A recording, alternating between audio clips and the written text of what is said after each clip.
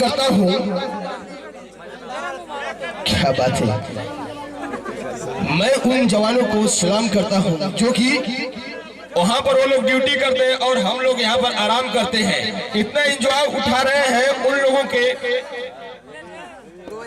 मैं उनके लिए मैं कुछ कहना चाहूंगा।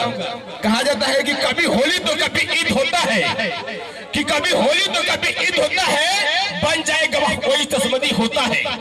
कि कभी होली तो कभी ईद होता है, बन जाए गवाह कोई चश्मदी होता है। दुश्मनों के सीने पर चढ़ के चला दे गोलियां, दुश्मनों के सीने पर चढ़ के चला दे गोलियां, वही गाजीपुर का वीर अब्दुल हमीद होता है, वही गाजीपुर का वीर अब्दुल हमीद होता है।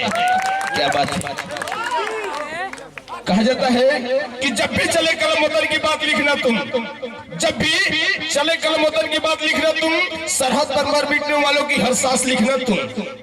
जब भी चले कलम वतन की बात लिखना तुम, सरहद पर मर मिटने वालों की हर सांस लिखना तुम।